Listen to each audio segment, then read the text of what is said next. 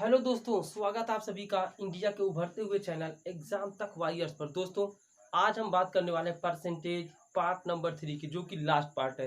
दोस्तों, कम से कम मैं सोच रहा हूँ 30 क्वेश्चन आप सभी का हो जाए एक एक चैप्टर से। एग्जाम से पहले जो है 30 क्वेश्चन हो जाए, ताकि आपको जो है थोड़ा सा कॉन्फिडेंट आपका बिल्ड हो सके। ठीक है दोस्तों, 30 क्वेश्चन आपका जो है यहाँ से परसेंटेज आज कंप्लीट होता है, और नेक्स्ट डे से मैं रेशियो प्रॉपर्शन या एवरेज को स्टार्ट करूंगा। ठीक है दोस्तों, तो बहुत सारे बच्चों का डाउट आ रहा था, सर एवरेज में थोड़ा सा दिक्कत हो रही है, अगर वो करा देते तो बहुत अच्छा रहता। तो चलिए आप सभी के डिमांड पर एवरेज ही स्टार्ट करेंगे। पहले आज परसेंटेज का लास्ट पार्ट है, जो कि थोड़ा सा ग्रेजुएशन लेवल के क्वेश्चन है, उसकी तरफ हम बात करने वाले। ठीक है दोस्तों, तो अगर आप चैनल पर नए हैं तो चैनल को सब्सक्राइब कर लीजिए और बेल आइकन को जरूर प्रेस कर लीजिए, क्योंकि यहाँ पर क्वालिटी और विश्वास दोनों एक साथ मिलता है। चलिए दोस्तों, पहले क्वेश्चन की शुरुआत करते हैं। यहाँ पे क्वेश्चन नंबर 21 की बात करते हैं। कब की दोस्तों? क्वेश्चन नंबर 21 की कह रहा है, एक दुकानदार कुछ वस्तुओं को 1897 रुपए में खरीदता है। यह वस्तुओं का 2/5 हिस्सा 13% लाभ पर बेच देता है। बताइए वह शेष वस्तुओं पर कितने परसेंट लाभ पर बेचे कि उसे कुल सभी वस्तुओं पर 19% का लाभ हो। ठीक है दोस्तों, ध्यान से आप लोग समझिएगा। ठीक है, एक दुकानदार कुछ वस्तुओं को 1897 रुपए में बेचता है। ध्यान से समझिएगा, इसका कहीं पर कोई यूज अभी फिलहाल में नहीं है। ठीक है दोस्तों, कह रहा वस्तुओं का 2/5 हिस्सा। 2/5 हिस्सा मतलब ये हो गया, टोटल ये 5 था। टोटल कितना था? 5 था, और 2 हिस्सा बेच दिया तो बचा कितना? 3 हिस्सा। ये चीज क्वेश्चन में मेंशन है। ठीक है, 2/5 हिस्सा 13% लाभ पर, अर्थात जो 2 हिस्सा है ना, वो 13% लाभ पर बेचता है। तो 2 में 26, उसे 26 रुपए का लाभ हुआ। 2/5 मतलब दोस्तों 2 होता है। ठीक है ना, जैसे मान लीजिए 2/5 है, तो ये 5 टोटल था। अब ये इसका 2 हिस्सा 13% लाभ पर बेचा, तो 13 दूना 26 हो गया। और कह रहा है, बताइए वह शेष वस्तुओं को कितने परसेंट लाभ पर बेचे। शेष वस्तुओं को, तो 5 में से 2 गया, 3 बचा ना, माना 3 वस्तुओं को x% लाभ पर बेचे, तो कह रहा शेष वस्तुओं को कितने परसेंट लाभ पर बेचे कि उसे कुल सभी वस्तुओं पर 19% का लाभ हो। कुल सभी वस्तुओं पर 19% का लाभ। कुल वस्तु दोस्तों कितनी है? 5, और कुल पर 19 का लाभ हो रहा है, तो 19 बचे दोस्तों 95। ठीक है, अब एक बात बताइए, ध्यान से समझ लीजिएगा। टोटल वस्तुओं पर उसे 95 का लाभ हो रहा है, 2 वस्तुओं पर 26 का लाभ हो रहा है, तो 3 वस्तुओं पर कितने का लाभ हुआ होगा दोस्तों? ध्यान से समझिएगा। तो अगर हम 95 में से 26 को सब्ट्रैक्ट कर देते हैं, ठीक है, तो 15 में से 6 जाएगा 9, और 8 में से 2 जाएगा 6, यानी कि यहाँ पर 69 आ जाएगा। यार समझिएगा, आखिर ये 2 और 3 जोड़ने का तभी तो 5 आएगा, तभी तो हम 95 का यूज करेंगे, नहीं तो फिर हम कैसे कर पाएंगे? ठीक है ना, तो यहाँ पे कहीं ना कहीं क्या हो गया, यहाँ पे आप देखिए 3 इंटू एक्स बराबर अगर 69 आ गया है, 3 गुणे एक्स बराबर 69 x%, तो x% का वैल्यू कितना हो जाएगा दोस्तों? 3 एकम 3, यहाँ पे आ जाएगा 23%। एक्स का वैल्यू क्या हो जाएगा दोस्तों? 23%। ठीक है दोस्तों, ऑप्शन अभी क्वेश्चन में नहीं है, और पार्ट 2 और 3 में आप लोग बस क्वेश्चन को ज्यादातर जो है आंसर तुरंत तुरंत बताते रहिए। ठीक है ना, ऑप्शन को दोस्तों जानबूझ के मैं थोड़ा सा हटा दिया, उससे ये फायदा होता है, बच्चे ऑप्शन देकर ए सही है बी सही है करता, कॉपी पेन लेकर बैठिए और ऑप्शन आप खुद बनाइए। ठीक है ना, कौन सा आंसर सही आप खुद बताइए। ठीक है दोस्तों, इसलिए मैंने ऑप्शन को सेट करके हटा दिया है। चलिए क्वेश्चन नंबर 22 की तरफ आ जाते हैं।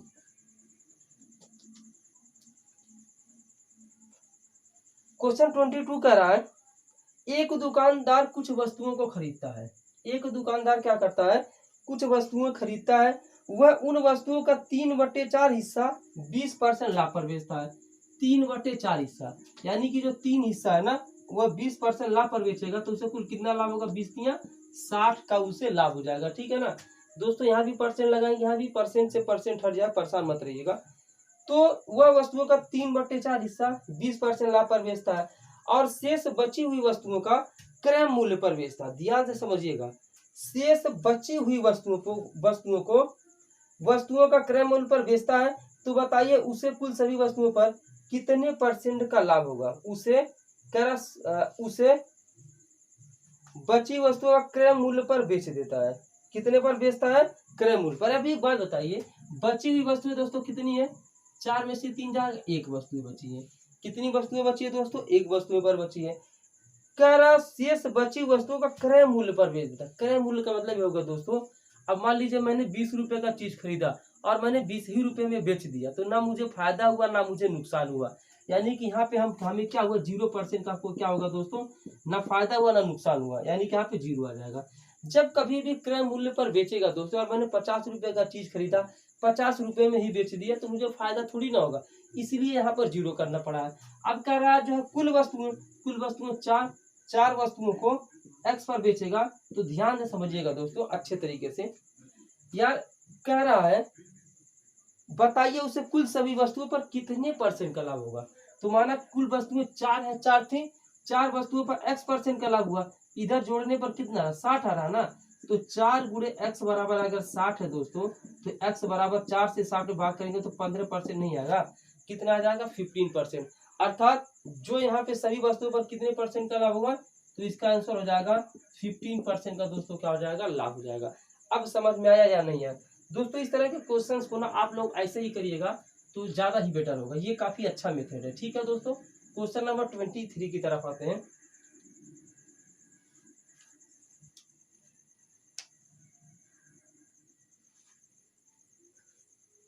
चलिए दोस्तों क्वेश्चन 23 की तरफ आ गए। ठीक है,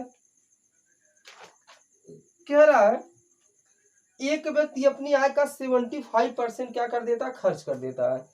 एक व्यक्ति अपनी आय का 75% खर्च कर देता है। यदि उसकी आय और खर्च में 20% और 10% की वृद्धि कर दी जाए, तो उसकी बचत में कितने परसेंट का अंतर रह जाता है। ठीक है दोस्तों, इस तरह का एक और क्वेश्चन बता चुका था, मतलब पिछले इस सेशन में, तो ध्यान से देखिएगा। कह रहा एक व्यक्ति अपनी आय का 75% खर्च कर देता है। 75% का वैल्यू दोस्तों कितना हो जाएगा, 75/100। परसेंट हटाएंगे तो नीचे 100 ला देंगे, फिर 25 या 75, 25 चौके 100, ये 3/4 हुआ। यानी कि ये 3 खर्च कर देता है और 4 उसकी दोस्तों क्या थी, इनकम मतलब होता है आय, तो बचत 1 की हो गई। ठीक है ना, कह रहा है यदि उसकी आय और खर्च में 20% की वृद्धि कर दी जाए। आय दोस्तों इसकी कितनी है, 4 है ना, 4 में 20% की वृद्धि कर दे रहा है, तो 20 चौके 80 हो जा रहा है। कह रहा आय में 20% की वृद्धि हो रही है, आय 4 है, 20 का वृद्धि करेगा, 20 चौक 80 हो जाएगा। ठीक है ना, और कह रहा है खर्च में 10% की वृद्धि हो जाए। दोस्तों खर्च 3 है ना, 3 में 10% की वृद्धि हो जाए, तो 10 ये कितना हो जाएगा, 30 की वृद्धि हो जाएगी। तो कह रहा है यहाँ पे उसकी बचत में कितने परसेंट का अंतर आ जाएगा। दोस्तों एक बात बताइए, यहाँ पे देखिएगा, ध्यान से अच्छे से समझिएगा। 80 रुपया वो कमाता था, 30 रुपया वो खर्च कर दिया, तो बचा कितना, 50% का दोस्तों बचत में अंतर आ जाएगा। बस कुछ भी नहीं करना यार, अगर 80 कमा रहा है, 30 खर्च कर दे रहा है, तो 50 ही तो बच रहा है। यहाँ पे 80% था, यहाँ पे 30% था, 80 वो कमा रहा है और 30 खर्च कर दिया, तो 50% का यहाँ पर क्या हो जा रहा है दोस्तों, आंसर आ जाएगा 50%। ठीक है, चलिए नेक्स्ट क्वेश्चन लेते हैं, क्वेश्चन नंबर 24। दोस्तों काफी इंजॉयमेंट आ रहा होगा क्वेश्चन में, परसेंटेज वाले में। ठीक है, 20 तारीख तक केवल जो है कंसेप्ट वाली क्लास चलेगी। कितने तारीख तक, 20 तारीख तक। आप लोग क्या करिए, एक्स्ट्रा शॉर्ट को जाकर सब्सक्राइब कर लीजिए। ठीक है, एक्स्ट्रा शॉर्ट पे एडवांस में टॉप 100 वहां पर करा रहा हूँ, 2 पार्ट उसका हो भी चुका है। ठीक है, तो उस चैनल को सब्सक्राइब कर लीजिए। प्रीवियस या जितना टीसीएस पूछी है ना, सब वहां पे करवा रहा हूँ। और यहाँ पर दोस्तों अर्थमेटिक टॉप 200 कराऊंगा, कब, 20 तारीख के बाद। अभी ये कंसेप्ट वाइज क्लास थोड़ा सा कंप्लीट हो जाए, ताकि जिन बच्चों का कंसेप्ट थोड़ा वीक है ना, वो थोड़ा संभल जाए। 24, एक व्यक्ति अपनी आय का 37.1/2% खर्च कर देता है। यदि उसकी आय और खर्च में 12% और 15% की वृद्धि कर दी जाए, तो उसकी बचत में कितने परसेंट का अंतर आ जाएगा। दोस्तों पहले नंबर पे हम इसको रेशियो में बदलेंगे, 37.5% को चेंज करेंगे ना, तो 3/8 होता है। कितना होता है दोस्तों, 3/8। अब बहुत सारे बच्चे हैं सर ये कैसे हो गया, इसका ऐसा गुणा करोगे, एक जोड़ोगे और बटा दो और नीचे 100 ला दोगे, तो सॉल्व करोगे 3/8। या तैयारी करो, इतना पता होगा। कह रहा है उसकी आय में दोस्तों, आय इसका कितना है, ये इसका आय है। ठीक है, ये इसका आय है और ये इसका दोस्तों क्या है, खर्च है। कह रहा आय में 12% की वृद्धि कर दी जाए, तो आय 8 था ना, आय में 12% की वृद्धि करेगा तो कितना हो जाएगा, 12/96 हो जाएगा। ठीक है ना, और खर्च में 15% की वृद्धि, खर्च 3 है ना, 3 में 15% की वृद्धि कितना हो जाएगा, 15 × 45। ठीक है ना, तो बचत क्या रहा यहाँ पे दोस्तों, ये था आय का। ठीक है ना, अब ये दोस्तों क्या था, खर्च का। कह रहा है बचत में कितने परसेंट का अंतर आ जाएगा दोस्तों। अगर कोई 8 रुपया कमा रहा है और 3 खर्च कर दे रहा, 5 रुपया उसका बचत हो रहा है। कितना बचत हो रहा है? 5 में, माना 5 पे x% का अंतर आ जाएगा। एक बात समझिएगा, 96 रुपया कमा रहा था, 45 खर्च कर दिया, तो यहाँ कितना बचना चाहिए? 6 में से 5 जाएगा, 9 में 51 बचना चाहिए ना। कितना बचना चाहिए? 51। तो अगर 5 गुणे x बराबर 51 है x%, तो x बराबर 51, 5 गुणा कर इधर आकर भाग करेगा, x बराबर आ जाएगा 51/5%। ठीक है, कितना आ जाएगा? 51/500। अब यहाँ से कोई डाउट नहीं होनी चाहिए दोस्तों। ठीक है, चलिए नेक्स्ट क्वेश्चन की तरफ आते हैं, क्वेश्चन नंबर 25 की तरफ। आराम से वीडियो को देखिए, और ये जो तीनों पार्ट हुए परसेंटेज का ना, अच्छे अच्छे क्वेश्चंस को करवाया हूँ दोस्तों। अगर आप कहेंगे ना तो एक आध पार्ट और कर दूंगा, लेकिन अभी मेरा इरादा नहीं है 25, क्योंकि दोस्तों एग्जाम नजदीक है। 3 दिन तक कंसेप्ट वाइज क्लास लूँ तो काफी बेहतर है। 25, यदि आयकर में 21% की वृद्धि हो तो कुल आय में 4% की कमी हो जाती है, तो आयकर की दर ज्ञात कीजिए। ठीक है दोस्तों, ध्यान से समझिएगा। यहाँ लिखेंगे टोटल इनकम, ठीक है ना।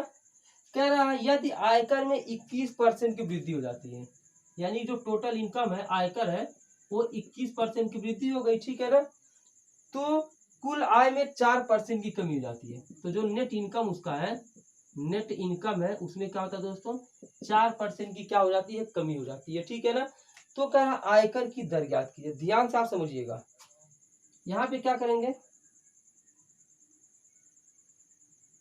टोटल इनकम, टोटल यहाँ पे टोटल इनकम बटे net income, net income, net income कितना हो जाएगा? 4/21। ध्यान से एक चीज को समझ लीजिएगा दोस्तों, पहले अच्छे से समझ लीजिए। यदि आयकर में 21% की वृद्धि होती है, यानी जो उसका आयकर रहता है ना, उसमें 21% की वृद्धि होती है, तो कुल आय में 4% की कमी आती है। जो कुल आय रहता है उसका, उसमें 4% की कमी आ जाती है। तो यहाँ पे एक बात बताइए, यहाँ है आयकर, यहाँ पे आयकर ही लिख देना, बहुत सारे बच्चों को डाउट हो रहा होगा। आयकर बटे कुल आय, हिंदी में ही लिख दिया ना। अब देखिएगा मजा आएगा। ये आयकर है और ये कुल आय है, ठीक है ना। क्वेश्चन शुरू में आप समझे होंगे, यदि आयकर में 21% की वृद्धि हो तो कुल आय में 4% की कमी हो जाती है। तो दोस्तों यहाँ आयकर है, ये नेट इनकम अर्थात कुल आय यहाँ पे नीचे आ जाएगा। अब देखिएगा, कुल आय उसका है 21 रुपया, ठीक है ना, और ये 4 रुपया आयकर दे रहा, ठीक है ना। तो उसका इनकम कितना रहा होगा? वो कितना कमा रहा होगा दोस्तों? वो 25 रुपया कमा रहा होगा, ठीक है ना। कितना कमा रहा होगा? 25 रुपये में। यहाँ पे ध्यान से देखिएगा, अब मेरे पास देखिएगा आयकर में 4 रुपया दे रहा हूँ, ठीक है ना। कितना दे रहा हूँ? 4 रुपया दे रहा हूँ, तो मेरे पास 21 रुपया बच रहा है। ध्यान से समझिएगा, 4 रुपया अगर मैं किसी को दे रहा हूँ तो मेरे पास 21 रुपया बच रहा है। तो मेरी कुल, मैं कितना कुल कमाता था दोस्तों? 25 रुपया कमाता था, तभी तो 4 दे रहा हूँ और 21 बच रहा है।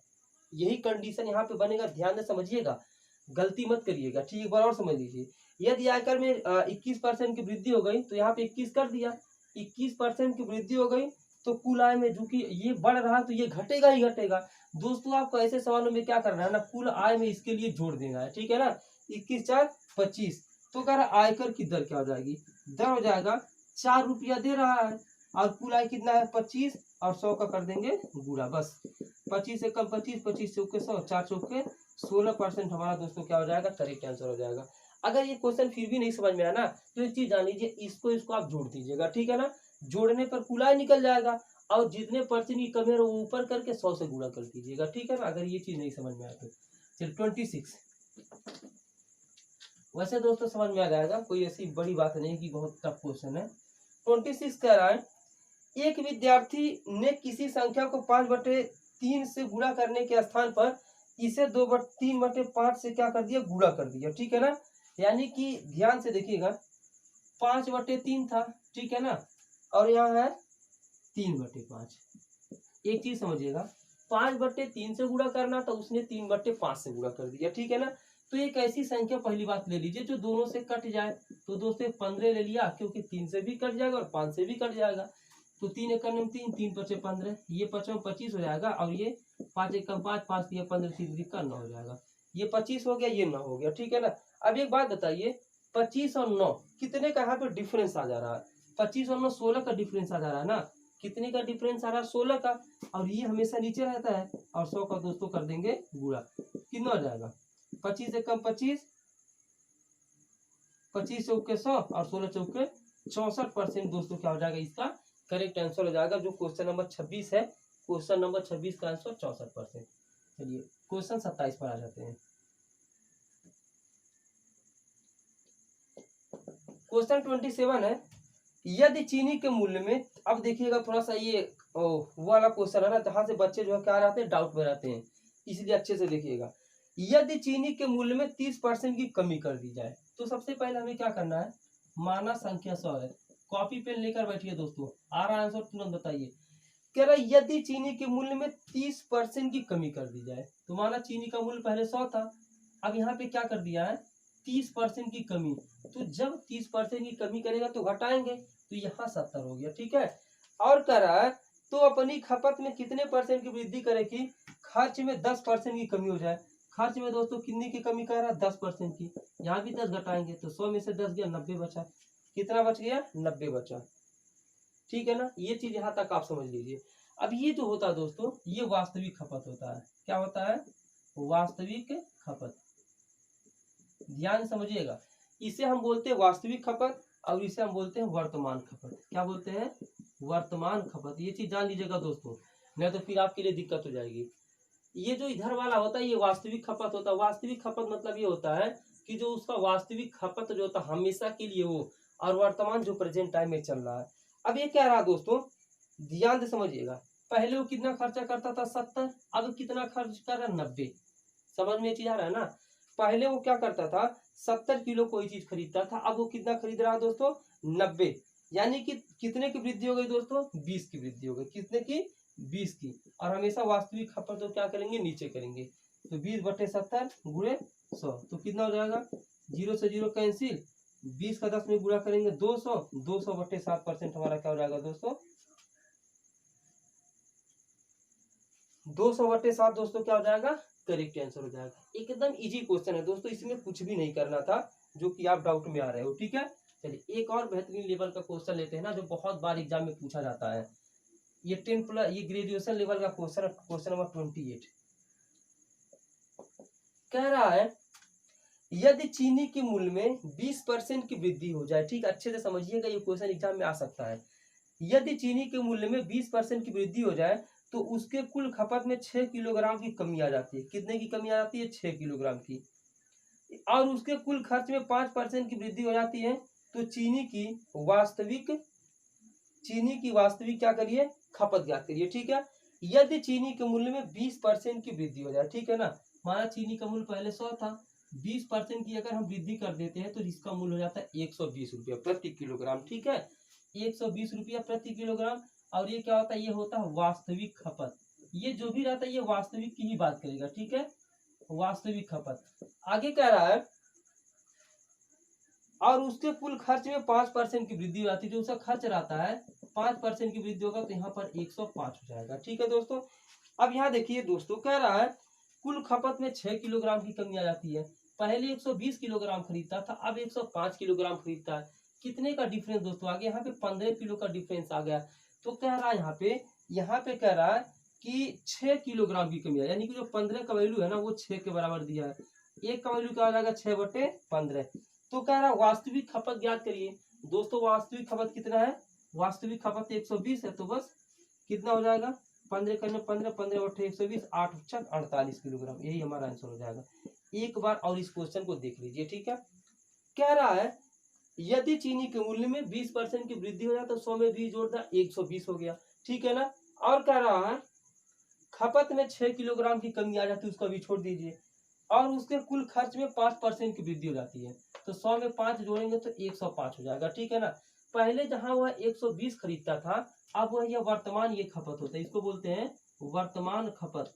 पहले यह 120 किलोग्राम खरीदता था, अब यह 105 किलोग्राम खरीद रहा है। तो दोस्तों इसके बीच का डिफरेंस कितना आ गया, 15 किलोग्राम आ गया। लेकिन क्वेश्चन में कहा 15 किलोग्राम कम नहीं खरीदता, 6 किलोग्राम कम खरीदता है, यानी कि 15 का वैल्यू 6 दिया तो एक का वैल्यू कितना हो जाएगा 6/15, ये इसके नीचे चला जाता है। हमसे पूछ रहा वास्तविक खपत कितना, तो वास्तविक खपत 120 है ना, तो 120 से गुणा कराना पड़ेगा और दोनों तरफ गुणा कराना पड़ेगा 120, क्योंकि इधर 120 का वैल्यू आना चाहिए।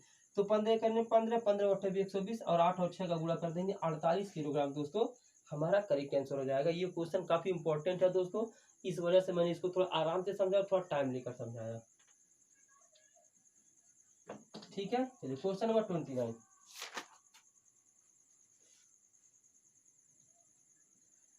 कह रहा है यदि चीनी के मूल्य में 20% की वृद्धि कर दी जाए, ठीक है ना, यदि चीनी के मूल्य में 20% की वृद्धि कर दी जाए और चीनी की वास्तविक खपत 36 किलोग्राम हो तो उसकी खपत में कितनी कमी करे कि उससे कुल खर्च में 10% की दोस्तों क्या वृद्धि हो जाए। ठीक है, पहले हम माने थे चीनी का मूल्य कितना था, 100 था, ठीक है ना। कह रहा है यदि चीनी के मूल्य में 20% की वृद्धि कर दी है, 100 में 20 जोड़ेंगे तो दोस्तों कितना हो जाएगा, 120 किलोग्राम हो गया, ठीक है ना। और वास्तविक खपत 36 किलोग्राम है तो उसकी खपत में कितनी कमी करे कि उसे कुल खर्च में 10% की वृद्धि हो जाए। दोस्तों ये कमी और वृद्धि हमें ऐड करना है, तो 100 में 10 जोड़ देंगे तो 110 हो जाएगा, ठीक है ना। अब देखिए दोस्तों, ये होता है आपका वास्तविक खपत, बता चुका हूँ बहुत पहले भी, वास्तविक खपत। और ये दोस्तों क्या होता है, वर्तमान खपत। क्या होता है, वर्तमान खपत, ठीक है। अब देखिए 0 से 0 कैंसिल, 12:11 आ गया, तो वास्तविक खपत दोस्तों 12 आ गया।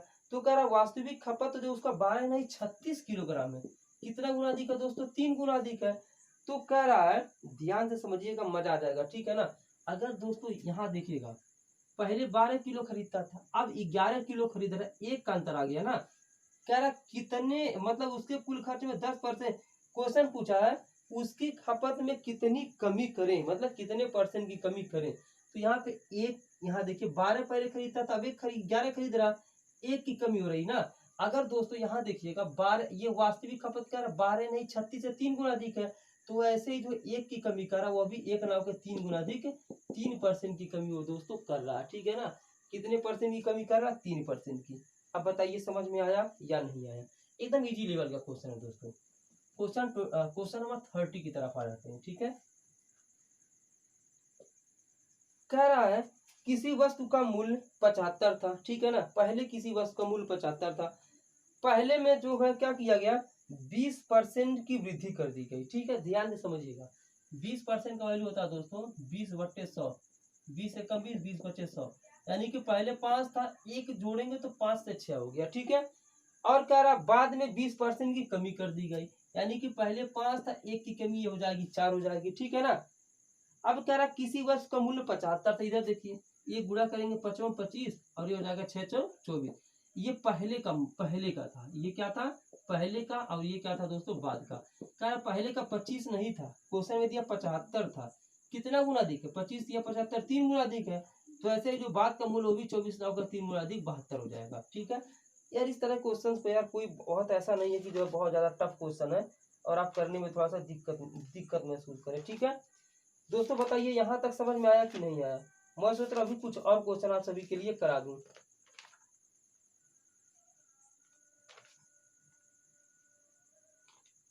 क्वेश्चन यहाँ तक समझ में आया, कोई भी डाउट आप सभी को नहीं होना चाहिए, ठीक है दोस्तों। चलिए आज परसेंटेज का टॉप 30 क्वेश्चन यहाँ से दोस्तों क्या होता है, कंप्लीट होता है, ठीक है ना। 30 क्वेश्चन हमने परसेंटेज का कर दिया कंप्लीट। आपको कौन सा चैप्टर पढ़ना है दोस्तों, आप लोग कमेंट करके बता दीजिएगा। और देखिए टाइम स्पीड डिस्टेंस मैं करा दूंगा, लेकिन ऑलरेडी उसका वीडियो मैंने बना रखा, प्लेलिस्ट में देख लीजिएगा, ठीक है। मैं उम्मीद कर रहा हूँ कि अच्छा लगा होगा सेशन दोस्तों टॉप 30 का। और हम पढ़ने वाले दोस्तों एवरेज कल से पढ़ेंगे, ठीक है, क्योंकि एवरेज के क्वेश्चन हाल फिलहाल में देखे गए हैं। तो चलिए दोस्तों एंड करता, अच्छा लगे लाइक और शेयर जरूर करें। Thanks for full watching.